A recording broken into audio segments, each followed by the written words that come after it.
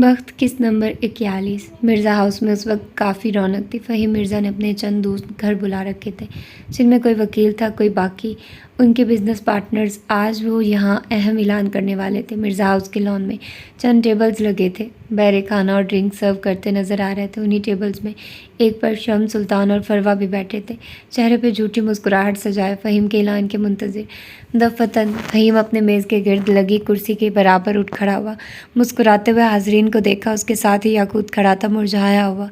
लागिर सा, मैं फ़हीम मिर्ज़ा, मैंने अपनी ज़िंदगी में हर तरह के हालात देखे। वो बोलने लगा तो सब ठहर कर उसे सुनने लगे। मैंने भूख देखी, मैंने गुर्बत देखी, इसके बाद अच्छा वक्त देखा, अयाशियाँ देखी। मुझे इस दुनिया में सब सब मिला, वो फ़ख्र से कह रहा था। इज़्ज़त, दौलत, मोहब्बत, खुशी, ताकत, सारी दुनिया की सारी नेमतें मिली, लेकिन एक चीज़ जो मुझे उन सब पे भारी है, जो मेरी आंखों की ठंडक, मेरे दिल का चैन है, जिसमें 1000 कत्ल भी माफ़ कर सकता हूँ, वो मेरा बेटा है। लोगों की आंखों में रश्क दर आया था। सब गर्दनें उठा उठा कर फ़हीम के साथ खड़े याकूत को देखने लगे। मेरा बेटा मेरी ज़िंदगी में आने वाली सबसे बड़ी खुशी है, सबसे बड़ी दौलत और सबसे बड़ी मोहब्बत। जब याकूत पैदा हुआ था तब डॉक्टर ने मेरी अहलिया से और मुझसे कहा था कि अब हम दोबारा माँ बाप नहीं बन सकते। वो एक पल को रुका था, फिर अपना बाजू याकूत के कंधे पर रखा और कहता रहा। मुझे एक पल को लगा था जैसे बहुत बुरा हुआ है मेरे साथ, लेकिन फिर अगले ही पल जब मैंने याकूत को देखा तो मैंने डॉक्टर से कहा था कि इस बच्चे के बाद मुझे किसी और की ज़रूरत भी नहीं। वो गर्दन उठाकर तफाखुर से कह रहा था। उसके अंदाज से गरूर की बू आती थी। वो छोटा सा बच्चा आज बहुत बड़ा हो गया। वो मेरे कंधे को आने लगा और आज मैंने उसकी सालगिरह के मौके पर उसे अपना सारा बैंक बैलेंस, अपनी सारी जायदाद, अपनी ज़िंदगी की सारी जमा पूंजी अपने बेटे के नाम कर दिए। एकदम तालियां पीटी गई, सराहा गया, मुबारकबाद दी गई। लोग अश कर उठे थे। याकूत किसी रोबोट की मानद खड़ा था। फ़हीम अब भी कह रहा था, मेरा बेटा अब से सारे मामलात देखेगा, मेरा बेटा अब से मेरी एम्पायर का मालिक होगा। बल्कि मेरा बेटा ही कुछ अरसा बाद होने वाली नीलामी में अभयबंद प्रोजेक्ट खरीदेगा, क्योंकि उसके दिल में रहम है। हम शम्स सुल्तान की मदद करेंगे कि वो बच्चों को इस बुरे माहौल से निकाल कर किसी अच्छी जगह ले जाए, जहाँ ये ड्रग्स और बुराई ना हो। मेरा बेटा कहता है हुस्न उस पर तमाम हुआ। मैं आज कहता हूँ दुनिया की सारी मोहब्बतें मेरे बेटे पे तमाम हुई। वो मोहब्बत से एक बार फिर बोला था। याकूत का दम घुट रहा था। वो इतना अच्छा नहीं था जितना उसे बताया जा रहा था। लोगों में हलचल सी मच गई थी। अब उन्हें याकूत मिर्ज़ा से ताल्लुकात बढ़ाने थे। वो उठ उठ कर अपनी जगह से आ रहे थे। मुबारकबाद, कामयाबी की दुआएं। याकूत कुछ नहीं सुन रहा था, कुछ नहीं देख रहा था। उसे बस ज़रा फासले पे बालकनी में बैठी नरमीन दिख रही थी। वो उसी की आवाज़ से ज़ख्मी हुआ था। एक माँ गुजर गया था, लेकिन वो अपनी बात से टस से मस ना हुई थी। अगर वो लड़की नहीं तो ये कामयाबियाँ, ये मुबारकबाद, ये सब बेकार ही तो था। रेस्टोरेंट का ओपन हॉल लाइट्स की वजह से जगमग कर रहा था। गोल मेज़ों के गिर्द दो दो ऊंची कुर्सियां लगाई गई थी। दूर स्टेज पे कोई गुलकार बैठा था जो मध्यम से सुरों पे मौसीकी की धुन बिखेर रहा था। सारा माहौल उसी म्यूज़िक की फसोखेज़ी में डूबा हुआ सा था। ऐसी ही ये गोल मेज़ के गिर्द उमर हयात और हाले सुल्तान भी बैठे थे। वो दोनों खाना खाते हुए हल्की फुल्की बातें भी कर रहे थे।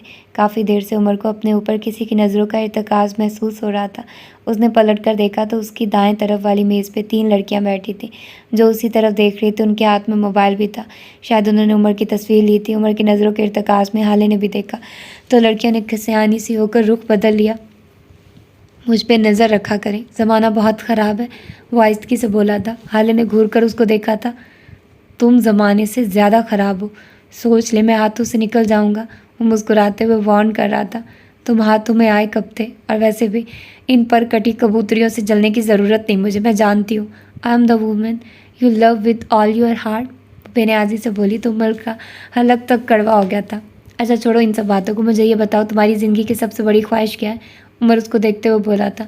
हारी ने चमचा प्लेट में रखा और मुस्कुराकर आगे कोई, मेरी ज़िंदगी की सबसे बड़ी खुशी खाना है।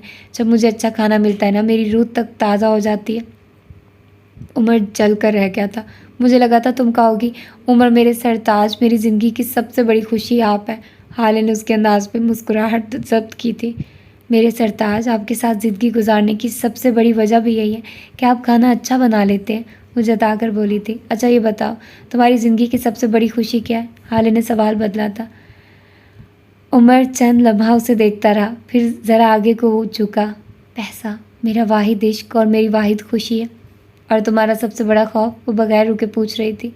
तुम्हें खो देना। मैं तुम्हें खोने से डरता हूँ, वो बगैर झिझके बोला था। अच्छा, तुम्हारी ज़िंदगी का सबसे बुरा लम्हा कौन सा है जिस पे आज भी गुस्सा आता है? उमर के तासुरात अब बदले थे, वो थोड़ा सा हर्ट लगता था।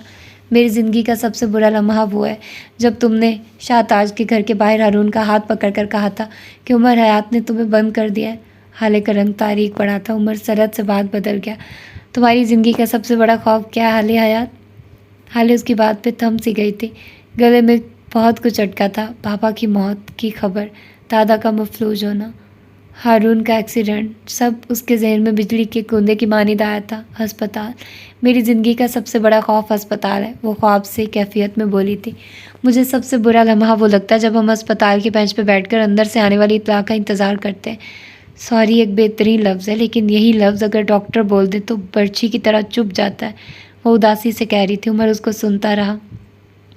हम अस्पतालों से निकल आते हैं उमर, लेकिन अस्पताल हमारे अंदर से नहीं निकलता। वो खौफ दे बेबसी, वो अपने किसी करीबी का अंदर होना और बाहर बैठकर इंतज़ार की सूली पर लटकना, ये हमारे अंदर से कभी नहीं निकलता। अस्पताल और बीमारियां इंसानों को खौफ ज़दा कर देती। मेरा सबसे बड़ा खौफ यही है कि एक दिन मैं किसी अस्पताल के बेंच पर बैठी होंगी और अंदर मेरा कोई करीबी होगा, फिर डॉक्टर आकर कह देगा आई एम सॉरी। उमर ने उसके हाथ के ऊपर अपना हाथ रखा था। हाली खामोश हो गई। कुछ पल उसी तरह ऑकवर्ड सी खामोशी में डूबे रहे। फिर उमर ने अपने कोट की जेब से एक मखमली डिबिया निकाली थी। अब के हाले के चेहरे पे चमक दर आई। उमर ने डब्बी खोली तो उसमें से जगमग करती हीरे की अंगूठी थी। अल्लाह अल्लाह उमर, तुम्हें याद था कि तुमने मुझे अंगूठी नहीं दी? वो अपना हाथ उमर के हाथ में देती हुई जोश से कह रही थी। उमर मुस्कुराता रहा। ज़ाहिर है बेगम, याद तो रहेगा ना, जब आप मेरी गाड़ी की चाबी पे कब्ज़ा माफिया बन जाएंगी तो मुझ गरीब को याद तो रहेगा। हाले ने उसकी बात पे गौर नहीं किया। वो अपना हाथ ऊंचा करके देख रही थी। हर तारे से, हर हर तरह से, हर जाविये से अच्छी लग रही है ना?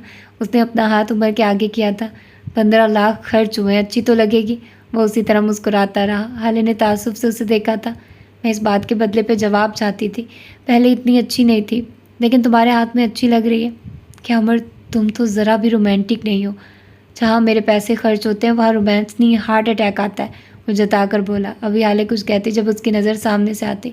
एक खुश शक्ल औरत पे पड़ी थी। वो अपनी साथी औरत से बात करती उसकी तरफ आ रही थी।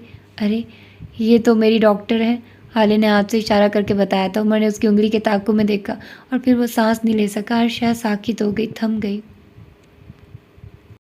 याकूत मिर्ज़ा के कमरे में मध्यम बत्तियां जल रही थी। नरमीन अपने बेड के करीब जहाँ नमाज बिछाए बैठी थी। उसे तेज़ रोशनियों की आदत नहीं रही थी। वो नमाज भी उसी तरह पढ़ती थी, हल्की मध्यम रोशनी, बस सजदा करने की जगह पर रोशनी होनी चाहिए। बाहर से आता शोरोगुल थम गया था। शायद लोग अपने घरों को जा चुके थे। दफ़तन उसके कमरे का दरवाज़ा खुला और कोई अंदर दाखिल हुआ। ये वही था उसका शौहर और माजी का मुजरिम भी। क्या ज़रूरी है अगर मर्द शौहर बन जाए तो उसे लाजमी माफ़ भी कर दो? ये वो बात थी जो आजकल नरमीन हमेशा सोचा करती थी। उसने सलाम फेर कर हाथ दुआ के लिए उठाए थे। या कुछ छोटे छोटे कदम लेता उसके करीब चला आया, फिर यूं ही फर्श पर उसके पास बैठ गया था। वो दुआ मांगती रही और याकूत पलक झपके बगैर यासियत से उसे देखता रहा। वो दुआ मांग चुकी तो खाली खाली नज़रें उठाकर याकूत को देखा। तो ये तय हुआ कि तुम मुझे माफ़ नहीं करोगी? वो बोला तो ढेर सारा रंज उसकी आवाज़ में शामिल हो गया। हर माफ़ीनामे के कुछ असूल और शराइत होते हैं। तुम शर्तें पूरी कर दो, माफ़ीनामा ले जाओ, और चाहे इन शर्तों के बदले मेरी जान चली जाए, मेरा दिल मर जाए।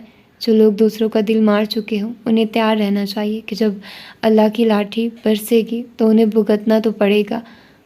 वो खोखले लहजे में बोली थी। चंद पल खामोशी रही। नरमीन उसी तरह जा नमाज पे बैठी रही और याकूत उस ठंडे फर्श पे। मैं तुमसे मोहब्बत करने लगा हूँ। तुम्हें छोड़ना मौत जैसा है। मैं अपने हाथों से कैसे खुद पे मौत का फरमान जारी करूँ? उसकी आवाज़, आज उसकी आवाज़ में वही दिलों को चीरता हुआ दुख था। मोहब्बत तो मैं भी करती हूँ, बल्कि मैंने इस दिन का इंतज़ार कई सालों से किया था कि इस तरह किसी दिन तुम मेरे सामने बैठो और कहो नरमीन मुझे तुमसे मोहब्बत है। वो दिन आ गया, लेकिन मेरा दिल मर गया। अब कभी महसूस नहीं होता याकूत। उसकी आंखें गीली हो रही थी। अब तुम सामने बैठो तो प्यार नहीं आता। तुम चले जाओ तो मैं तुम्हारी वापसी का इंतज़ार नहीं करती। बस मुख्तसर ये कि मैं तुम्हारी इज्जत नहीं करती। वो बेबसी से बोली थी। मैंने बहुत कोशिश की मैं उस रात को भूल जाऊँ, तुम्हारी इज्जत करूँ, तुमसे वफादार रहूँ, तुमसे कर्ब ना खाऊँ। लेकिन जानते हो क्या? उसने याकूत की ज़ख्मी सी आंखों में देखकर पूछा। दिल मर गया याकूत, और कातिल तुम खुद हो। मैं तुम्हें माफ़ कर सकती हूँ लेकिन तुम्हारे साथ नहीं रह सकती। मैं तुमसे इतनी मोहब्बत करती हूँ कि सारी ज़िंदगी तुम्हारे साथ रहकर तुमसे बेजार नहीं रहना चाहती। मैं बस तुमसे अलग होना चाहती हूँ, वो भारी होते दिल के साथ कह रही थी। याकूत के दिल पे हर लम्हा बोझ बढ़ता जा रहा था। मैं चाहती हूँ हम अलग हो जाएं ताकि मोहब्बत की सैनिटी बरकरार रहे, ताकि इज़्ज़त जो मोहब्बत की पहली सीढ़ी है, कोई लड़की उस पर समझौता ना कर ले। मुझे वो नॉवल, वो फिल्में हमेशा अनकंफर्टेबल करती हैं जिनमें रेपिस्ट और या फिर लड़की के अगवाकार को आखिर में माफ़ करके उसके साथ रहा जाता है। मैं ये नहीं कर सकती। उसने नम आंखों के साथ ज़ोर ज़ोर से नफ़ी में सर हिलाया। ये मुझसे नहीं होगा। याकूत ने थूक निकला था। उदास आंखें नरमीन के चेहरे पे जमाई, फिर आहिस्तगी से बोलने लगा। डैड कहते हैं हमारे माशरे की औरतों के लिए मर्द बेसाखी होता है। एक छोटी तो लाजमी, दूसरी चाहिए होगी। औरत हमेशा उस मर्द के साथ रहती है जो उसके लिए मजबूत और पायदार बेसाखी बने। क्या मैं कभी तुम्हें मजबूत और पायदार नहीं लगा? क्या तुम मेरे बाद की बेसाखियों के साथ रह लोगी? नरमीन ने मुस्कुराकर उसे देखा था, तल्ख मगरूर मुस्कुराहट। तुम सही कहते हो, कुछ औरतों के लिए वाकई मर्द बेसाखी होते हैं। उनके बगैर गिर जाती हैं, गिरा दी जाती हैं, लेकिन उनको सोचना चाहिए कि गिरना बुरा नहीं होता, गिरकर ना उठ पाना बुरा होता है। वो खुद को उठा नहीं पाती और फिर बेसाखी चुन लेती है। वो सांस लेने को रुकी थी। याकूत यकटिक उसे देखे गया।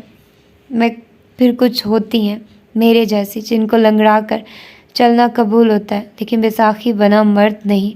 मुझे टूटी टांग मंजूर है लेकिन किसी का दिया हुआ सहारा नहीं। मैं गिरकर मिट्टी में खाक आलूद हो सकती हूँ लेकिन किसी की तर्स खैरात में मिली चादर नहीं लूँगी। वो उठी हुई गर्दन के साथ कह रही थी। मेरे जैसी लड़कियों के लिए मर्द बैसाखी नहीं, बाजू होते हैं, तहफ़्फ़ुज़ और मान होते हैं। हम 2021 की लड़कियां, हमें सहारा दोगे तो हाथ झटक देंगे, लेकिन अगर उसी हाथ से हमारा हाथ थाम कर साथ चलोगे तो कबूल कर ले जाओगे। तुम अभी तक बैसाखी हो याकूत, बाजू बनने में वक्त लगेगा तुम्हें। वो बोलकर उठ गई थी। चाय नमाज लपेट कर अब बेड की साइड दराज में रख रही थी। याकूत को वाकई लगा था अभी बाजू बनने में वक्त लगेगा। रेस्टोरेंट के ओपन एरिया में उमर हयात शलसा हाले को देख रहा था। उसी वक्त डॉक्टर ज़िबिश उनके करीब से गुजरकर आगे जाने लगी थी जब हाले की आवाज़ पे वो रुक गए। ये तुम्हारी डॉक्टर कैसे हो सकती है? उमर की आवाज़ में कुछ था कि ठटका जाए। जबकि हाले अब उठ खड़ी हुई थी। वो फक हुए चेहरे वाली डॉक्टर ज़िबिश से कुछ कह रही थी, शायद उमर का तारुफ, शायद कोई रस्मी बातें, जबकि ज़िबिश सुन थी जैसे कोई चोरी पकड़ी गई हो। हाले सुल्तान, मैं पूछ रहा हूँ ये तुम्हारी डॉक्टर कैसे हो सकती हैं? उमर हल्की मगर सख्त आवाज़ में पूछ रहा था। हाले को वाज़े तौर पर बुरा लगा था। ये मेरी साइकेट्रिस्ट हैं उमर, मैं पिछले 1 माह से इनसे सेशंस ले रही हूँ और ये एक बेहतरीन डॉक्टर हैं। वो कुछ जताकर बोली थी। ज़िबिश वहाँ से जाना चाहती थी लेकिन उमर ने बर्ग रफ्तारी से उठकर उसका रास्ता रोका था। उसकी आंखों में ऐसी सख्ती थी कि अलामान, ये तुम्हारी साइकेट्रिस्ट कैसे हो सकती हैं जबकि ये खुद एक गायनोकोलॉजिस्ट है? वो एक लफ्ज़ चबा चबा कर बोला था। हाले को लगा था जैसे उसने कुछ गलत सुन लिया। उसने आसपास नज़र दौड़ाई। लोग उन्हें देख रहे थे। उनके करीब ही जिस मेज़ पे लड़कियां बैठी थी उनमें से भी एक बोल उठी थी। आपके हस्बैंड सही कह रहे हैं, डॉक्टर ज़िबिश तो गायनी है, इन्होंने ही तो मेरी डिलीवरी करवाई थी। हाले ने आहिस्ते से गर्दन मोड़कर डॉक्टर ज़िबिश को देखा था और अगले ही लम्हे वो तेज़ तेज़ कदम उठाती वहाँ से भाग रही थी। उमर ने उस औरत को नहीं रोका। उसे फ़िलहाल अपनी औरत का सच चाहिए था। वो जो सुन हुई उसके सामने खड़ी थी, वो जिसके पास कोई जवाब नहीं था। उमर ने उसका हाथ पकड़ा और खामोशी से उसे लिए वहाँ से निकलता चला गया। पीछे वेटर बिल के लिए चीख रहा था जिसे उसी मेज़ वाली लड़की ने धीरज रखने को कहा था। उनकी तरफ से मैं पे कर दूंगी, वो नरमी से बोली थी। उमर उसका हाथ पकड़कर गाड़ी तक लाया था। उसके लम्स में सख्ती नहीं थी तो नरमी भी नहीं थी। वो बस शदीद गुस्से में लगता था। हाले ने उसको पहले कभी इतने गुस्से में नहीं देखा था। वो लब हिंचे हुए गाड़ी ड्राइव कर रहा था। वो हाले से कुछ नहीं कह रहा था और कहता भी तो शायद हाले सुन ना पाती। वो शल थी, शॉक्ड थी, हर चीज़ स्लो मोशन में होती नज़र आ रही थी। वो रेस्टोरेंट से निकल आए थे, वो गाड़ी में बैठे थे, वो घर आ गए थे। उमर उसके मोबाइल पर उसकी और महरमा की चैट खोले हुए था। हाले उससे ये भी ना कह सकी कि ये मैनर्स के ख़िलाफ़ है, लेकिन वो सीधा महर की चैट क्यों खोल रहा था? वो इतनी सुनती कि ये भी ना पूछ सकी। वो अपने मुश्तरका कमरे में आ गए थे। हाले उसी तरह साकित से बेड पे बैठी थी। उमर कदरे झुका हुआ था, उसके कंधों पे हाथ रख के उससे कुछ पूछ रहा था। हाले को आवाज़ नहीं आ रही थी, उसे कुछ सुनाई नहीं दे रहा था। हाले, मैं पूछ रहा हूँ क्या क्या कहा उस डॉक्टर ने तुमसे? कितनी दवाइयाँ दी हैं और तुम कितनी खा चुकी हो? आवाज़ों का रास्ता साफ हुआ तो उसे बस यही सुनाई दिया था। हाले से कोई जवाब न बन पड़ा।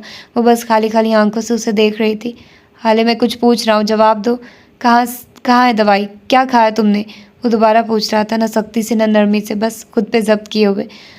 हाले ने अब भी जवाब नहीं दिया। उसने बस बेड की साइड दराज की जानिब इशारा कर दिया। उमर एक ही जस्त में दराज तक पहुंचा था। झपट कर सारी दराज उल्ट पुल्ट डाली और फिर उसके हाथ में एक शीशी आई थी। उसके सीने पे कुछ दर्ज था। उमर ने उस डब्बी की तस्वीर ली और व्हाट्सएप पे किसी को सेंड की। साथ ही उस नंबर पे कॉल करने लगा।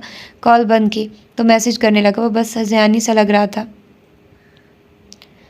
हाले उसे नहीं देख रही थी। वो अब भी कुछ नहीं देख रही थी, न सुन रही थी। उसे अब भी लगता था उमर को गलतफहमी हुई होगी। कॉल का सिलसिला मिल गया तो उमर ने फ़ोन स्पीकर पे डाला। वो कमरे में दाएं बाएं चक्कर लगा रहा था। हाँ अनम, जो तस्वीर भेजी वो दवाई किस चीज़ की है? आगे से कुछ कहा गया था, कुछ सख्त सुस्त। उमर ने कुफत से सर झटका था। तुम बता रही हो या नहीं? आगे से गहरी सांस ली गई। बर्थ कंट्रोलिंग पिल्स हैं ये, अब सुन लिया? उमर का मोबाइल को थामा हुआ हाथ एक लम्हे को हालांकि पूरा वजूद काम गया था। वो दोनों अपनी जगह सुनते। फ़ोन के उस पार कोई कह जा रहा था, ये बहुत हाई डोजेज़ हैं उमर, इससे औरत की अपनी सेहत भी ख़राब होती है और आगे बच्चों के मामले में भी बहुत ज़्यादा कॉम्प्लिकेशंस होते हैं। वैसे कौन ले रहा है इनको? उमर ने जवाब नहीं दिया। उसने कॉल काट दी। दिल को जैसे किसी ने बर्ची से चीर दिया। रूह तक बुलबुला गई थी। हाले अब भी उसे देख रही थी। शल्स आके, तुमने अच्छा नहीं किया हाले, उसने शिकवा किया था। हाले ने नम आंखों से उसको देखा था और फिर उसके हलक से अटक अटक कर चंद जुमले निकले थे। तुम्हें गलत लग रहा है। वो ऐसा नहीं कर सकती। वो मेरी बहन है, मेरी माँ जैसी है। उमर की आंखें वैसी ही रही, सख्त बेतासुर। वो 2 कदम आगे आया। हाले की आंखों में देखा। वो तुम्हारी बहन नहीं है। उसने एक एक लफ्ज़ पे जोर दिया। हाले बेख्तियार रो पड़ी थी। मैं जानती हूँ, वो मेरी पुप्पो की बेटी है। मैं बस, वो तुम्हारी पुप्पो की बेटी भी नहीं है। अब के हाले रोना भूल उसे देखेगी। तुम्हारी पुप्पो के यहाँ एक बेटा हुआ था, बेटी नहीं। आसमान से पत्थरों का थाल सा था जो हाले के ऊपर गिरा था। शौक था। तुम्हें जानना था ना मैं कौन हूँ? जाओ, हमारा निकाहनामा उठाकर मेरा नाम देखो। वो बोलकर पीछे हटा था। हाले अब भी सुनती। उमर अब अपनी दराज से अपनी गन निकाल रहा था। हाले उसे नहीं देख रही थी। वो हसन को कॉल मिला रहा था। हाले नहीं सुन रही थी। वो बाहर निकल गया था। हाले महसूस नहीं कर सकी थी। उसे आज पहली बार लगा था कि अब बस हाले अब रेड फ्लैग्स ही पे आंखें खोलो। अब सुर्ख बत्ती को नज़रअंदाज ना करो। सुल्तान मंजिल के बाहर इमारत की ओट में उमर हयात की गाड़ी खड़ी थी। उसके पीछे ही एक और गाड़ी थी जिसके अंदर लैल और हारून बैठे थे। उसी असना में उन्होंने सुल्तान मंजिल का महल नुमा दरवाज़ा खुलते हुए देखा। सिल के स्याह नाइट गाउन में मलबूस मेहरमा बाहर आती दिखाई थी। रोशनियों की वजह से उसने अपनी आंखों के आगे हाथ रखा हुआ था। चौकीदार उससे कुछ पूछ रहा था। वो जवाब में कुछ बताते हुए आगे बढ़ाई थी। उमर की गाड़ी के करीब आकर वो रुकी थी। शीशे को पार से वो उसे ही देख रही थी। क्यों बुलाया मुझे इस वक्त? वो गाड़ी के शीशे पे झुकी थी। उसकी आवाज़ में घराहट थी। फ़ौरन से पहले गाड़ी के अंदर आकर बैठो, वरना अभी के अभी तुम्हारे शौहर को कॉल करके यहाँ बुला लूँगा। और तुम जानती हो ना वो अपनी औरतों पे यकीन करने के मामले में कितना बुरा है। उमर का अंदाज मशीनी था, यूँ जैसे उसे कभी किसी जज्बे ने छुआ ही ना हो। क्या बकवास है, तुम इतना कैसे गिर सकते हो? जाओ यहाँ से अभी के अभी, वरना बहुत बुरा होगा। उमर ने जैसे उसकी सुनी ही ना हो। उसने अपना मोबाइल उठाया और सफ़ीर का नंबर मिलाने लगा। और अब महर को अंदाज़ा हुआ था कि उसने बाहर आकर कितनी बड़ी गलती कर दी थी। अभी कॉल जाती कि महर ने चपट कर उसके हाथ से मोबाइल गिरा दिया था और ख़ुद दूसरी तरफ से घूमकर आई। गाड़ी में बैठते हुए उसने ठाह की आवाज़ से दरवाज़ा बंद किया था। उमर के सुकून में रत्ती बराबर फ़र्क नहीं आया था। क्यों बुलाया मुझे? वो पुनकारी थी। तुमने मेरी बीवी को जिस डॉक्टर के पास भेजा वो साइकेट्रिस्ट नहीं थी। महर का रंग फक हुआ था लेकिन उसने जाहिर नहीं होने दिया। मेरी बीवी अब तक एक माँ की दवाई ले चुकी है और जानती हूँ मेरा कितना नुकसान हुआ है। उसके लहजे में सख्ती थी, न तंज, लेकिन कुछ था जो अजीब था, खौफज़दा करता था। मैंने तुमसे कहा था महरमा, मैं एक पानी से गलने वाला गोश्त नहीं हूँ। तुमने बड़े बड़े मुर्दार खाए होंगे, तुम होगी कोई गिद्ध, लेकिन मैं तुमसे बड़ा गिद्ध हूँ। नोचने के बदले में नोचूंगा। महरमा पीछे कोई थी। इस लम्हे उसे उमर से खौफ आया था, लेकिन अगले लम्हे उमर ने उसकी कोशिश नाकाम कर दी थी। उसने सख्ती से महर का बाजू दबोच लिया था। वो सुन रह गई। आसपास मौत का सन्नाटा फैल गया था। अपने कमरे में बैठी हाले सुल्तान पे जैसे सोग तारी था। उस उमर की बातें अब तक समझ नहीं आ रही थी। वो हर दफ़ा कहता था खोज लो, और वो हर दफ़ा नहीं खोज पाती थी। आखिर क्या था जो उसका राज था? वो सोचेगी। उसका जहन खाली था। कोई बात, कोई इशारा, कुछ भी तो नहीं था जो उसकी तरफ इशारा करता। और ये क्या बकवास की थी उसने कि महरमा उसकी पुप्पो की बेटी नहीं, और अगर वो नहीं है तो पुप्पो की वो औलाद नरीना कौन है? एक लम्हे को, बस एक लम्हे को उसके जहन में उमर का नाम आया था और फिर अगले ही पल उसने झटक भी दिया। वो खुद को अब तक तावील दे रही थी कि उमर वापस आएगा और कह दे कि महरमा सच्ची थी, उमर झूठा। लेकिन उसी लम्हे उसका मोबाइल बजने लगा। उसने गर्दन घुमा कर देखा। मोबाइल बेड पे पड़ा था। अमीर आदमी कॉलिंग के अल्फाज जगमगा रहे थे। ये नाम उसने खुद सेव किया था। हाले ने मरे मरे हाथों से फ़ोन उठाया। उमर ने बस उसे लाइन पे रहने को कहा था। अगले पल उसे महरमा की आवाज़ सुनाई दी थी। हाले अपनी जगह सुन रह गई थी। उमर उसे गाड़ी में बैठने का कह रहा था। वो जवाबन कुछ कह रही थी, फिर हल्की सी बहस के बाद वो गाड़ी में आ बैठी थी। उमर उससे कुछ कह रहा था। जवाब में वो तड़क कर बोली थी, हाँ भेजा उसको डॉक्टर के पास। अब क्या कर लोगे? मेरा बच्चा मार दोगे? आओ मारो। हाले सुल्तान को अपनी ज़िंदगी में आज पहली बार हसद बोलता हुआ सुनाई दिया था। वो बर्फ़ बन गई, मुजस्सम बर्फ़। गाड़ी में बैठे उमर हयात ने तंजिया नज़रों से महर को देखा था। तुम्हें क्या लगता है तुम मेरी औलाद को कुछ करोगी तो मैं तुम्हें बख्श दूंगा? खून का बदला खून, इज्जत का बदला इज्जत, और जो तुमने किया है उसका बदला भी तुम्हें मिलेगा। महर डार्लिंग, वो बड़े ही आराम से बोलकर महर की आवाज़ खता कर गया था। साथ ही उसने एक झटके से गाड़ी घुमाई थी। महर उसे रोक नहीं सकी। वो जानती थी अब बहुत देर हो चुकी है। उमर इतनी तेज़ ड्राइव कर रहा था कि महर को अपना सांस रुकता महसूस हो रहा था। सिर्फ एक बार उसने गाड़ी से बाहर निकलने की कोशिश की थी, जिसके बदले में उमर ने अपना मोबाइल उसकी गोद में डाल दिया था। मोबाइल पर एक वीडियो चल रही थी, महर की सुल्तान मंजिल से निकलने की वीडियो, फिर बाहर खड़े होकर उमर से बात करने की वीडियो। वो सुन थी। मारे बेबसी के उसकी आंखें भरने लगी थी, लेकिन वो कुछ नहीं कर सकी। एक खाली फैक्ट्री नुमा जगह पे लाकर उमर ने गाड़ी रोक दी थी। वो नीचे उतर आया था, फिर बाहर से ही महर की जानिब का दरवाज़ा खोल उसे बाहर निकाला था। फैक्ट्री के दरवाजे पे पहले ही 2 लोग खड़े थे, छोटे बालों वाली लैल और उसके साथ खड़ा हारून। शायद महरमा को लगा था आज उसकी मौत तय है।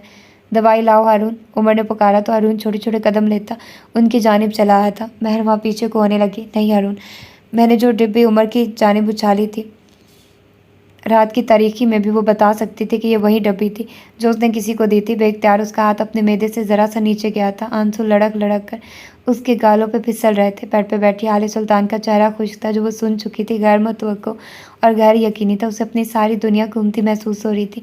दफतन उसने अपनी आंखें पूंछ कर साफ की थी। कब तक वो इसी तरह एक्सपोलाइट होगी? कब तक खुद तरसी के आंसू बहाएगी? अब बस। वो शीशे की जानिब आई थी, ड्रेसिंग मिरर पर पड़ी, सुर्ख लिपस्टिक उठाई और होंठों पे मल ली। कुछ लिपस्टिक ख़राब हुई थी, कुछ थोड़ी पे लग गई थी, लेकिन वो बेनियाज थी। अब उसने झुक कर दराज से अपने जेवरात के डब्बे निकालने शुरू किए थे और फिर आखिर उसकी आंखों को एक भारी सेट पसंद आ गया था। उसने हार निकाला और गर्दन तक लेके ज़ख्मी सुर्ख आंखें, बिखरे बाल, रोया रोया चेहरा, सुर्ख लिपस्टिक और उठी हुई गर्दन में दमकता हार। आज कोई हाले को रोके तो मुंह की खाए। उसका रुख नफीसा हयात के कमरे की जानिब था। अगले चंद लम्हात में वो उनके कमरे में थी। नफीसा अपने बेड से टेक लगाए, आंखों पे नज़र का चश्मा लगाए, किताब हाथ में लिए हुए थी। उन्होंने हाले की इस हालत को देखा और फिर सीधी हो बैठी। अब कि उनकी आंखों में तफक्कुर था, अलबत्ता वो बोली कुछ नहीं। उन्होंने हाले के बोलने का इंतज़ार किया। वो चंद लम्हा उन्हें देखती रही, फिर आहिस्तगी से बोली, उमर कौन है? खुद खुद क्यों नहीं खोज लगा लेती सुस्त लड़की? वो मुस्कुराकर बोली थी, लेकिन एक मीठा तंज भी शामिल था। वो आपका बेटा नहीं है ना? नफीसा की मुस्कुराहट सिमटी थी। तुम क्या कहना चाह रही हो? यही कि वो आपका सगा बेटा नहीं है। आपने उसे पैदा नहीं किया। आप शायद उसे कहीं से उठा कर लाई थी, या फिर शायद कोई उसे आपको दे गया था। क्यों, यही है ना सच? हाले के लहजे में भी तंज ही था। तुम ऐसा कैसे कह सकती हो? हाले 2 कदम आगे आई। इसलिए क्योंकि आपने मुझे बताया कि जब औलाद नहीं होती तो लोग कैसे कैसे जुमले कसते हैं। जब आप हर उम्मीद खो देते हैं तब क्या होता है। लेकिन आपने कभी मुझे ये नहीं बताया कि एक मुआवजा होता है और अल्लाह आपको औलाद से नवाज देता है। आपने ये नहीं बताया क्योंकि आपके यहाँ ये मुआवजा हुआ ही नहीं। आपने उमर की परवरिश की सारी बातें बता दी, लेकिन कभी उसकी पैदाइश के वक्त की तकालीफ का जिक्र नहीं किया, क्योंकि आपने उसे पैदा किया ही नहीं। ये सच है ना आंटी? वो आखिर में गीली आवाज़ के साथ बोली थी। दूर कहीं शिद्दत से उसका दिल चाहता था कि ये झूठ हो, लेकिन नफीसा ने उस बात में सर हिला दिया था। हाले की आंखों से गरम गरम आंसू बहने लगे। रात के अंधेरे में फैक्ट्री के बाहर खड़े उन 4 लोगों के दरमियान वापस आया तो उमर ने दवाई की डिब्बी महर के हाथ में दे रखी थी। इसे खाओ महरमा, ये उतना ही डोज है जितना तुमने मेरी बीवी को दिया था। उसके लहजे में सख्ती थी, कहीं दूर तक कोई रियायत नहीं थी। उमर प्लीज़ देखो, हम बात कर लेते। मैं समझाती हूँ, आई कैन एक्सप्लेन। महरमा रोते हुए आगे बढ़ने लगी थी। मैं 10 तक गिनूंगा महरमा। उमर ने सख्ती से उसे झिड़का था। अगर इन 10 मिनट के अंदर अंदर तुमने ये दवाई नहीं खाई तो मैं अभी और इसी वक्त सफ़ीर को फ़ोन करूँगा और उसे हमारी तस्वीर भेजूँगा, जैसे तुमने भेजी।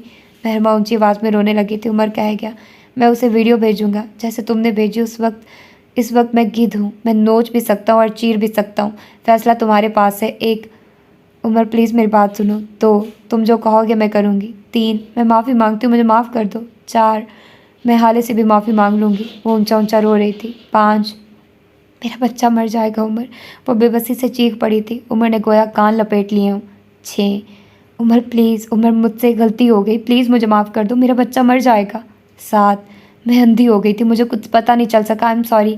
उसका गला बैठने लगा था। 8 अब के उमर ने बोलते बोलते मोबाइल अपने सामने किया था। 9 वो कॉल मिला रहा था। महमा घुटनों के बल नीचे बैठ गई थी, आंखें बुरी तरह बरस रही थी, मिन्नत करते लब खामोश हो गए थे। 10 उसने डब्बी खोल ली थी, उसकी आंखें साकित हो गई थी। वो बस डब्बी में मौजूद सफ़ेद चूरे नुमा पाउडर निकाल कर हथेली पर रख गई। गोलियां का चूरा और उसके बच्चे की मौत। वो किसी जनूनी की तरह सारा का सारा सफ़ेद चूरा खाते चली गई, किसी बरसों के भूखे की तरह। आज उसे अंदाज़ा हुआ था कानों के कच्चे मर्द से शादी करना क्या होता है। अगर यहाँ उसकी जगह हाले सुल्तान होती तो उसे कम अज़ कम ये खौफ ना होता कि उसका मर्द किसी की बातों में आकर उसे छोड़ देगा। वो नीचे ज़मीन पर बैठी किसी मनहूस गिद्ध की मानित लग रही थी। उमर उसके करीब पंजों के बल बैठा था, उसे तासुब से देखता हुआ, तपीस से देखता हुआ। कमरे में मौजूद अलमारियों से एक एक चीज़ बाहर निकाली गई थी। फर्श पे कागजात बिखरे पड़े थे, कपड़े, ज्वेलरी और न जाने क्या क्या। अगर वो ऑर्गेनाइज्ड आदमी अपने कमरे की हालत देख लेता, यकीनन बेहोश हो जाता। हाले सुल्तान अलमारी में सर दिए बैठी थी, एक एक कागज़ बाहर निकालती। उसकी आंखें खुश्क थी, चेहरा खाली। दफतन उसके हाथ मतलूबा कागज़ लगे थे, वो उसका निकाहनामा थे। हाले ने चपटने के अंदाज में सारे वर्ग खोले थे और अब उसकी नज़रें उमर हयात के नाम पे थी। नाम यही था लेकिन उसके आगे कुछ दर्ज था, उमर हयात वल्द वहाज अली ख़ान। हाले बेयकीनी से पीछे हटी थी। आपका चेहरा मेरे किसी अजीज़ से मिलता है। उसके कानों में कोई आवाज़ गूंजी थी। मुझे आपसे अकीदत है, जैसे घर के किसी बड़े से होती हो। वो पटी पटी आंखों से उन कागजात को देखे गई। सारी दुनिया रुक गई थी, सारे मनाजिर धुंधले हो गए थे। बस कुछ आंसू थे जो टूट कर आंखों से गिरे थे। ये इंसान और आंसुओं का साथ अब्दी क्यों है? सिल्क के स्याह गाउन में मलबूस लड़की की हालत यूँ थी जैसे कोई मुर्दा हो। वो शल सी ज़मीन पर बैठी थी, आंखें हर किस्म के जज्बात से आ रही थी। सुर्ख खाली मुर्दा आंखें, उसकी थोड़ी और लबों पे वही सफ़ेद पाउडर लगा था। वो अपनी सारी ज़िंदगी हारे बैठी थी। उमर अब उसके करीब से उठा था। मैं वहाज खान नहीं हूँ जिसके बच्चे उससे दूर कर दोगे, वो हल्की आवाज़ में बोला था, जताती हुई आवाज़। मैं उमर हयात हूँ, मेरा ख़ानदान, मेरी बीवी, मेरे बच्चों को आंख उठाकर भी देखा तो नोच खाऊंगा। वो कहते हुए अपनी गाड़ी की तरफ मुड़ गया। लैल उसके साथ थी। उमर गाड़ी का दरवाज़ा खोलते हुए रुका था, ज़रा फासले पे खड़े अरुण को देखा। घर छोड़ आओ अपनी बहन को, सुरमई बिल्ली, वो ऊंचा पुकार कर बोला था। अरुण ने उसे नहीं देखा, वो अब भी मेहरमा को देख रहा था। वो बचपन से उसे देखता आया था। आखिर कब कब उसकी नज़र इतनी हटी कि मेहरमा इतनी बड़ी गिद्ध बन गई। कुछ वक्त बाद उमर हयात की गाड़ी कराची की सड़कों पर दौड़ रही थी। तुमने बहुत गलत किया उमर, लैल बेचैनी से बोली थी। ज़्यादा अच्छी बनने की ज़रूरत नहीं है, मैं जानता हूँ मैंने क्या किया है। उमर ने उसे झिड़का था, और वैसे भी कोई दवाई नहीं थी उसमें, बस सादा आटा और नमक था। मैं किसी के बच्चे नहीं मार सकता, वो लापरवाही से बोला था। लैल ने उसको फ़ख्र से देखा। कंधों से बहुत बड़ा बोझ सिर का था। वो चाहे जो मर्ज़ी कह ले, लेकिन वो उमर हयात था, इंसानियत से नहीं गिर सकता था।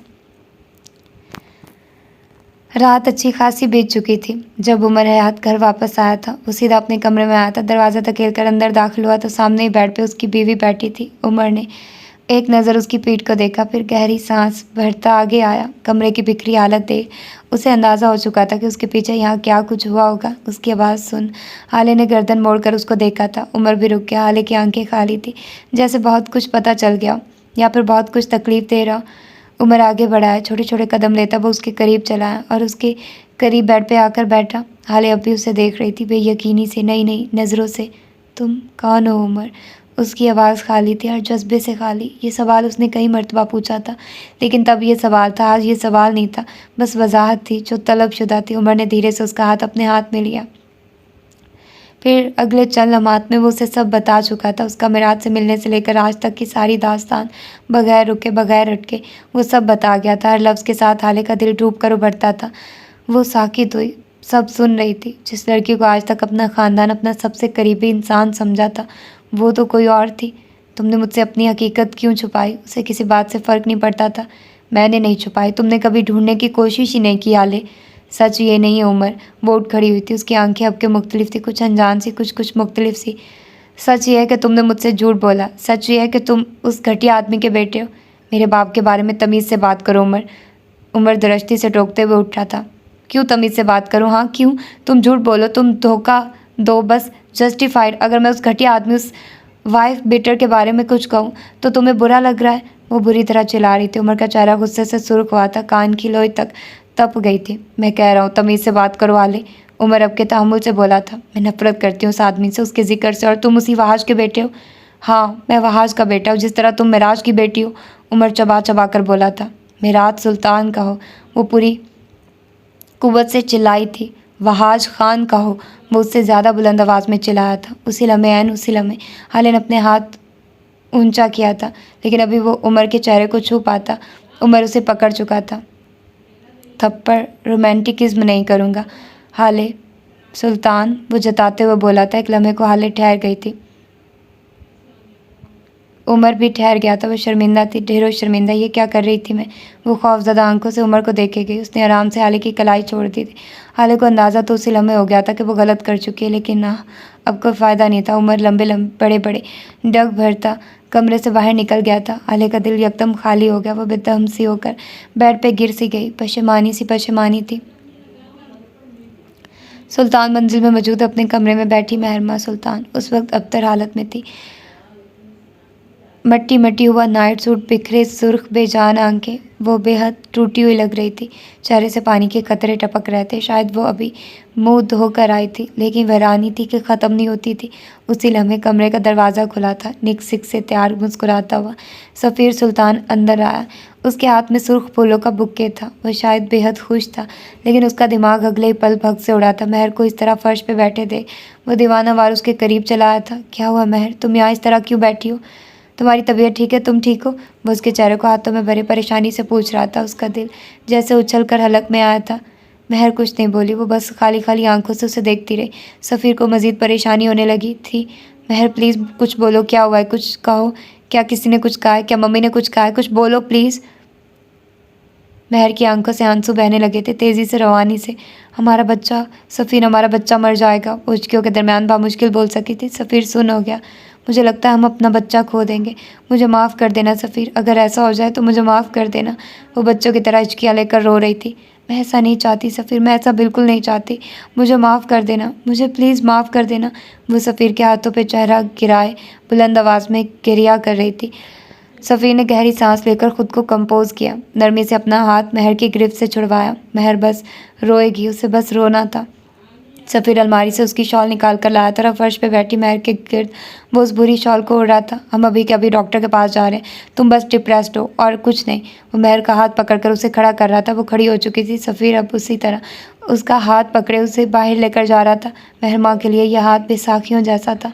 हाँ, उसके सहारे वो चल सकती थी। यहाँ से निकलकर अगर फरवा सुल्तान के कमरे में जाओ तो वो अपनी बालकनी में फ़ोन कान से लगाए खड़ी नज़र आएगी। डॉक्टर ज़िबिश, काम हो गया? वो मुस्कुराते हुए पूछ रही थी। काम हो गया है फरवा। हाँ, मैंने हालो को बस विटामिन पिल्स ही दी हैं। स्पीकर में ज़िबिश की आवाज़ गूंज रही थी। और जब आपके कहने पे मैं उस रेस्टोरेंट गई तब वही हुआ। उमर ने मुझे पहचान लिया था और अब तक तो वो सारी हकीकत जान चुका होगा। लेकिन मुझे बस एक बात समझ नहीं आ रही, आपको उस लड़की से नफ़रत है ना? फिर आप उसे क्यों प्रोटेक्ट कर रही हैं? वो बेचैनी से बोल रही थी। फरवा की मुस्कुराहट मज़ीद गहरी हुई। मैं उसे प्रोटेक्ट कर रही हूँ, जिससे मोहब्बत करती हूँ। उसके अंधेरे बहुत गहरे और स्याह हो चुके हैं। अब उसकी वापसी ज़रूरी है। मैं बस उसके लिए शैतान से फरिश्ता बन रही हूँ। मेरे लिए सारी दुनिया से अहम बस वही है, और उसे मैं इसी तरह तारीकियों की नज़र होने नहीं दूँगी। तुम्हें तुम्हारी कीमत मिल जाएगी। आखिर में उसने नखवत से कहकर कॉल काट दी। आसमान पे भरे हुए सितारों को देख अब वो तमानियत से मुस्कुरा रही थी। अंधेरे जल छटने वाले थे और फिर बस रोशनी होगी, फरिश्तों के नूर की रोशनी। ये इतवार का दिन था, नवंबर का, लंबा चौड़ा और बोरिंग सा दिन। उन 3 दिनों में कुछ गैर मामूली नहीं हुआ था, सिवाय इसके कि हाले सुल्तान ने महरमा की कॉल्स लेना छोड़ दिया था, सिवाय इसके कि डॉक्टर ने महर को उसके बच्चे के खैर आफियत से होने की खबर सुनाई थी, सिवाय इसके कि उमर और आले के दरमियान बोलचाल बंद थी। आले को अब भी कुछ वक्त चाहिए था कि वो इन हकाइक को प्रोसेस कर सके। ये उमर हयात के बंगले के पोर्च का मंजर था। वो हाथ में गाड़ी की चाबी लिए कहीं जाने को तैयार था। उसी लम्हे घर का दरवाज़ा खुला और कोई गाड़ी अंदर दाखिल हुई। उमर आंखें सुखेड़े उस गाड़ी को देखे गया। फिर अगले ही लम्हे वो चौंका था। गाड़ी से निकलने वाली महरमा थी, निक सिक से तैयार, भूरे बालों को शानों पर फैलाए, आंखों पर शायद चश्मा लगाए, वो गर्दन ताने हुए थी। वो गाड़ी से बाहर निकली तो उमर उसके सामने ही खड़ा था। महरमा रुक गई। मैं अपनी बहन से मिलने आई हूँ। कुछ गलत फहमियाँ जो हमारे दरमियान है हमें क्लियर कर लेनी चाहिए, है ना? वो तुम्हारी शक्ल पे थूकेगी महरमा, उमर तल्खी से बोला था। उसे उमर हयात पे एतबार है। वो तुम्हारा हाथ पकड़कर तुम्हें घर से निकाल देगी और कहेगी मुझे मेरे शौहर पे एतबार है। क्या तुम फिर भी उससे मिलना चाहती हो? वो कुछ जता रहा था, जैसे उस रोज़ के झगड़े के बाद भी, इतने रोज़ की बोलचाल बंद होने के बाद भी उनके दरमियान मौजूद एतबार नहीं टूटा होगा, न मैला हुआ होगा। वो अब्रू अचकाकर कहती अंदर बढ़ के। उमर उसे लाउंज में ले आया था। हाले वहीं बैठी थी, लैपटॉप गोद में रखे, बालों को गोलमोल जोड़ा बना बांधे वो स्क्रीन को तकती डिस्टर्ब लग रही थी। दफतन उसने चेहरा उठाया था। सामने उसके 2 लोग थे, वो दोनों उसे बेहद अजीज़ थे। "तुम मेरी कॉल नहीं पिक कर रही हाले?" वो चौखट में खड़ी शिकवा कर रही थी। "तुम मेरे मैसेजेस का जवाब नहीं दे रही, क्या तुम मुझसे बदगुमान हो?" वो यासिर से कह रही थी। उमर बस उसे देख कर रह गया था। हाले अलबत्ता कुछ नहीं बोली। "मैं तुम्हारा बुरा चाहूँगी क्या? सोचो हाले, क्या मैं महरमा सुल्तान तुम्हारा बुरा चाह सकती है? मैंने तुम्हें डॉक्टर ज़िबिश नवीद का नंबर भेजा था, तुम डॉक्टर ज़िबिश बंगश के पास चली गई। हाले तुम नंबर याद नहीं रख पाती, बल्कि ये सब कुछ उसने किया है। हाले ये सब इस उमर ने किया है।" वह अचानक से पैंतरा बदल गई थी। उमर अब भी कुछ नहीं बोला। आज वो नहीं बोलेगा, ये तय था। महरमा आगे बढ़ाई थी। "ये पहले दिन से हम दोनों के ताल्लुक से जलता था हाले। कई दफ़ा फ़ोन करके मुझे कह चुका था कि मैं तुमसे दूर रहूं, क्योंकि मैं तुम्हारा भला चाहती थी, क्योंकि मैं उसके मकरूक अज़ाइम से वाकिफ़ थी।" उमर ने उसको बीच में टोका था। "ये मेरे बारे में कम, तुम्हारे अपने बारे में ज़्यादा बात हो रही है," वो संजीदगी से बोला। तो महर को जैसे एक और मौका मिल गया। "देखा तुमने हाले, तुमने देखा ना, ये मेरे साथ यही करता है। ये चाहता ही नहीं है कि मैं तुम्हारे साथ रहूं, तुम्हें गाइड करूं, तुम्हें उस सड़ी हुई शादी में पिसने ना दूं।" वो हाथ उठाकर तेज़ तेज़ बोल रही थी। हाले खामोशी से एक टिक उसे सुने गई। उमर अब आगे बढ़ाया था। "ये सारी बकवास करने से बेहतर है कि तुम हाले को बता दो कि उसके अगवा में तुम शामिल रही हो," उमर तल्खी से बोला था। "तुम आज तक हर मामले में शामिल रही हो, और ये भी बताओ कि उसके बाप को कत्ल करने वाली भी तुम थी।" उसकी आखिरी बात पे भी हाले चौंकी नहीं थी। वो बस महर के चेहरे को टिकटिकी बांधे देखे गई। वो दोनों अब आपस में भिड़ पड़े थे। "तुम कभी भी हाले की खैर ख्वाह नहीं थी, तुम लालची और हरीस औरत हो," वो उंगली उठाकर कह रहा था। "मैं अगर लालची और हरीस हूँ तो तुम खुद क्या हो? घटिया इंसान हो तुम, अपनी बीवी को ताने देने वाले।" "वो ऐसा नहीं है," हाले ख्वाब की सी कैफियत में हल्की आवाज़ में बोली थी, लेकिन उन दोनों की बुलंद आवाज़ों में उसकी आवाज़ दबकर रह गई। "सारी दुनिया जानती है महरमा, तुम क्या हो और मैं क्या। क्या तुम वही नहीं हो जिसने मुझे और सफ़ीर हाले की तस्वीर भेजी थी, ताकि मेरा दिल मेरी बीवी की जानिब से ख़राब हो सके? तुम खुद क्या हो उमर? लालची झूठे इंसान जो अपनी बीवी का पैसा छुपा कर रख लेता है, जो उसके एहसास से छुपा लेता है। उमर ऐसा नहीं है, ऐसा मत बोलिए।" उसके लब आहिस्तगी से फड़फड़ाए थे, लेकिन उसकी आवाज़ अब भी उन दोनों तक न पहुंच सकी। महरमा अब भी चिल्ला रहे थे। "तुम अपनी बीवी को बांझ होने के ताने देते हो, तुम एक शक्की मिजाज आदमी हो, डूब मरना चाहिए तुम्हें, घटिया इंसान तुम। मेरे शौहर से तमीज़ से बात करो।" हाले अपनी पूरी कुव्वत से दाढ़ी थी, उसकी आंखें सुर्ख थी। उमर और महर भौंकचा रह गए थे। वो उंगली उठाए महर को देखते हुए कह रही थी, "मेरा शौहर ऐसा आदमी नहीं है, मेरा शौहर शक्की मिजाज नहीं है।" वो एक एक लफ्ज़ पे ज़ोर दे रही थी। महर गुंग रह गई। "मुझे मेरे शौहर पे एतबार है, मुकम्मल एतबार। वो मर जाएगा लेकिन मेरा बुरा नहीं चाहेगा। लालची और हरीस आप हैं, मेरे घर से निकल जाइए अभी और इसी वक्त।" वो अब भी घबरा रही थी। वो उमर को डिफेंड कर रही थी। वो मुस्कुराया था, आज इतने दिनों बाद मुस्कुराया था। महरमा शल थी। हाले ने उसका हाथ पकड़ा। "ऐसे नहीं मानेंगी आप, ऐसे तो बिल्कुल नहीं सुनेंगी।" वो उसे खींचते हुए लेकर जा रही थी। महर कोई मज़ामत न कर सकी। घर के दरवाजे पर लाकर महर का बाजू उसने एक झटके से छोड़ा था। "आइंदा अगर मेरे शौहर के बारे में बकवास करनी हो तो मेरे घर मत आना," वो उंगली उठाकर तनबीह कर रही थी। "मैं तुम्हारी बहन हूँ हाले," वो मारे शौक के बस यही कह सकी थी। "आप मेरी बहन नहीं हैं, आप आस्तीन का सांप है, और आप मेरी बहन हो भी कैसे सकती, हमारी तो नस्ल भी नहीं मिलती।" महर उन्हीं फटी फटी नज़रों से उसे देखे गई। उसकी आंखें, उसका जिस्म शॉक था। "मैंने सारी ज़िंदगी तुम्हारे लिए क्या कुछ नहीं किया हाले। मैंने हमेशा तुम्हारा भला चाहा है, मैंने तुम्हारे लिए कुर्बानियाँ दी हैं, मैंने तुमसे मोहब्बत की है। उमर झूठा है, तुमसे सारी दुनिया में अगर कोई सबसे ज़्यादा मोहब्बत करता है तो वो मैं हूँ।" हाले 2 कदम आगे आई। उसकी आंखें भरने लगी थी। "इस दिन वो दरवाज़ा बंद करने वाली आप थी, मैंने आपके कदमों की चाप पहचान ली थी।" वो उसके करीब सरगोशी कर रही थी, हल्की बेहद हल्की आवाज़ में, यूँ जैसे आज भी ये राज वो हवा को भी नहीं सुनाना चाहती थी। महरमा सुन रह गई। उसके लब हल्के से बात थे। "कदमों की चाप तो सबकी एक जैसी होती है।" वो बोली ज़रूर थी, लेकिन उसे अपना ही लहजा अजनबी लगा था। जिस तरह इंसानों के चेहरे, रंग, आवाज़ मुख्तलिफ होती है, उसी तरह उनके कदमों की चाप भी मुख्तलिफ होती है। ये आप ही ने कहा था। आपने कहा था सफ़ीर की चाप दिल रोक देने वाली है, अम्मा की चाप बावकार है। आज मैं आपको बताऊं आपकी कदमों की चाप कैसी थी। हाले की आवाज़ ज़ख्मी थी, जैसे किसी सालों से खंजर सह सह कर थक गई हो। "आपके कदमों की चाप जल्दबाज थी, चोरों जैसी थी। आप जानती हैं मैंने आपको कैसे पहचान लिया था?" महरमा कुछ नहीं बोली। वो अब तक शल थी। कोई बच्चा अपनी माँ को नहीं भूलता, हर बच्चा अपनी माँ की खुशबू पहचान लेता है।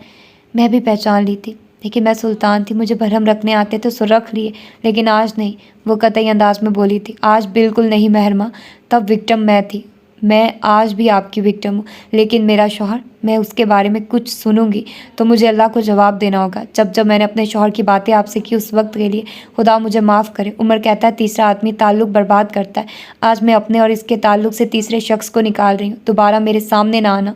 वो कहकर मुड़ी थी। दिल पे बोझ था जो शायद सारी ज़िंदगी रहने वाला था, लेकिन अब बस ना, विक्टिम बहुत बन ली है अब बस। वो अंदर लाउंज में वापस आई तो उमर अपनी साहब का जगह पर बैठा था, एक बाजू सोफे पे फैलाए, एक हाथ में मोबाइल पकड़े, जैसे अभी कुछ देर कबल यहाँ कुछ हुआ ही ना हो। हाले चंद टुपटुपाई आंखों से उसे देखती रही, फिर उसके करीब चली आई। उमर ने अभी मोबाइल से नज़र नहीं हटाई। हाले उससे ज़रा फासले पे बैठ गई, ऐन वहाँ जहाँ उसका बाजू फैला हुआ बाजू ख़त्म होता था। वो बस खामोशी से उसके करीब बैठी रही। काफ़ी देर बाद उमर ने नज़र फेर कर उसको देखा था। उसकी भरी भरी आंखें जैसे अभी छलक पड़ेंगी। रोना है? संजीदगी से पूछा गया। हाले ने मासूमियत से इस बात में सर हिला दिया। उमर ने अपने फैले हुए बाजू की हथेली खोल दी। हाले ने अपना चेहरा उसकी हथेली पे टिकाया और फिर अगले ही लम्हे वो ज़ोर ज़ोर से रोने लगी थी। 3 दिन के जमाशुदा आंसू एक कतार की सूरत बाहर निकले थे। उमर सीधा हो बैठा। कम अज़ कम वो रोती हुई बीवी को इस तरह नज़रअंदाज नहीं कर सकता था। हाले अगले कई मिनट रोती रही थी। उमर बस नरमी से उसके बालों पे हाथ फेरता रहा, जैसे वो कोई 2 साल की बच्ची हो। I am sorry Umar, I am so sorry. उस दिन मैंने जो किया उसके लिए आई एम सॉरी, वो रोते हुए बामुश्किल बोल सकी थी। उमर ने नफ़ी में सर हिलाया था। तुम्हें सॉरी बोलने की कोई ज़रूरत नहीं है हाले, गलती मेरी थी। वो उसी तरह उसके बालों को थपकी देते हुए बोला था। हाले के आंसू थम गए। वो ताज्जुब से उसे देखे गई। गलती मेरी थी कि मैंने हम दोनों के दरमियान कोई बाउंड्री नहीं बनाई। मुझे तुम्हारा हाथ तब रोकना चाहिए था जब तुमने मेरे ऊपर चाय गिराई थी। अगर उस दिन हाथ रोका होता तो आज हाथ उठता नहीं। हाले को एक बार फिर ढेरों शर्मिंदगी हुई थी। मुझे आज तक लगता था कि उस दिन मैंने तुम्हें इसलिए नहीं रोका क्योंकि तुम सदमे में थी, लेकिन नहीं, वजह ये नहीं थी। वो बोल रहा था और हाले उसी तरह चेहरा उसकी हथेली पे टिकाए उसे सुन रही थी। वजह यह थी कि उस दिन मैं गिल्टी था। मुझे लगता था तकलीफ़ मेरा हक है, थप्पड़ जलना मरना मेरा हक है, मैं यही डिज़र्व करता हूँ। लेकिन मैं गलत था। कोई भी वाक़या, कोई हादसा या मौत या फिर गम, किसी को भी ये हक नहीं है कि वो आपसे आपके जिस्म पे तशद्दुद करवाए। सो अगली बार ये हाथ उठना भी नहीं चाहिए हाले, वरना हमारा ताल्लुक़ बहुत मुश्किल हो जाएगा। मैं कह रही हूँ ना, गलती हो गई उमर। अब क्या हाले को बुरा लगा था। उमर ने सादगी से उसे देखा था। अगर यही सब मैं करता तो अब क्या तुम मुझ पे हाथ उठाओगे? वो बुरा मानकर बोली थी। चेहरा उसकी हथेली से नहीं उठाया। अलबत्ता उमर का बालों को थपकता हाथ जो कि रुक गया था, उसे अपने ही हाथ से पकड़ के एक बार फिर खुद को ही तपकी देने लगी। मेरा सिर्फ बात करना ही इतना बुरा लग रहा है और तुम कर चुकी हो, वो भी सही। उमर उसके चेहरे को देखा हुआ कह रहा था। असल में पता है क्या हाल है, हमारे माशरे में औरत की थप्पड़ या तो जस्टिफाइड हो जाती है या फिर रोमांटिसाइज। मर्द मारे तो जानवर, औरत मारे हमारी नॉवल, फिल्म और ड्रामों में भी तो यही दिखाया जाता है। औरत का मर्द को थप्पड़ मारने पे हमेशा लोग नम आंखों से मुस्कुरा देते हैं और सीन रोमांटिसाइज हो जाता है। हालांकि ये भी इतना ही गलत, उतना ही जुर्म है जितना एक मर्द का औरत को मारना। सो गलती मानो और इसे जस्टिफाइड ना करो। आखिर में उसने नरमी से बात ख़त्म की थी। क्या अब तुम मुझसे नाराज़ नहीं हो? वो चेहरा उठाते हुए कह रही थी। क्योंकि तुमने मुझसे एक महज़ब इंसान की तरह माफ़ी नहीं मांगी, लेकिन यहाँ बैठकर मेरी मोहब्बत में जो आंसू बहाए हैं उनकी खातिर माफ़ किया। हाले नम आंखों से मुस्कुराई थी। तुम्हारे लिए नहीं रोई मैं, मेरे अपने 1000 मसाइल हैं। वो गर्दन कड़ाकर बोली थी। हाँ हाँ, और इन 1000 मसाइल का हल तुम्हारे शौहर का हसीन डिम्पल वाला मुस्कुराता चेहरा है ना? वैसे मैं सोच रहा हूँ इतने दिन बगैर मेरी आवाज़ सुने तुम रह कैसे ली? वो सोचते हुए कह रहा था। मैं अल्हम्दुलिल्लाह बहुत खुश और सुकून से रही हूँ, तुम्हारे तानों और हमेशा अपने हुस्न की तारीफ़ों से दूर। वो कहते हुए उठी थी। मान लो हाले हयात, तुमने उमर हयात को बहुत मिस किया है। उमर मुस्कुराते हुए बुलंद आवाज़ में बोला था। हाले ध्यान दिए बगैर आगे जाने लगी। उसी लम्हे दरम्यान में रखी छोटी सी मेज़ पर रखा डेकोरेशन पीस नीचे गिरकर चकनाचूर हो गया। हाले ने बेख्तियार अपना माथा छुआ था। माशाल्लाह, तोड़ दिया। 2 और तोड़ो, मैं तो चर्स बेचकर कमाता हूँ। वो उसके तंज पे मुड़ी थी। चेहरा सुर्ख हो गया। अल्लाह अल्लाह कितना बोलते हो तुम? अल्लाह अल्लाह सुनती तो तुम एक भी नहीं। वो उसी के अंदाज में बोला। तो हाले ने बेचारगी से उसे देखा। तुम क्यों करते हो मेरे साथ ऐसा? वो आजिज़ आ गई थी। उमर मुस्कुराते हुए आगे को हुआ। कुछ दिन पहले तुम खुद ही शिकायत कर रही थी कि तुम्हारी कोई नंद नहीं है और ना ही सास को कोई फैमिली पॉलिटिक्स में इंटरेस्ट है, तो अब मैं इन दोनों की कमी पूरी कर रहा हूँ। कैसी है मेरी परफॉर्मेंस? मैं थोड़ी देर और रो लूँ? वो मासूमियत से बोली। रोना है तो कोई और जगह देखो, मेरा हसीन हाथ तुम्हारा तकिया नहीं है। वो हाथ जलाते हुए बोला था। उमर, वो पूरी कुव्वत से चीखी थी। उमर अच्छा अच्छा अब कुछ नहीं कहता वाले अंदाज में उठा था।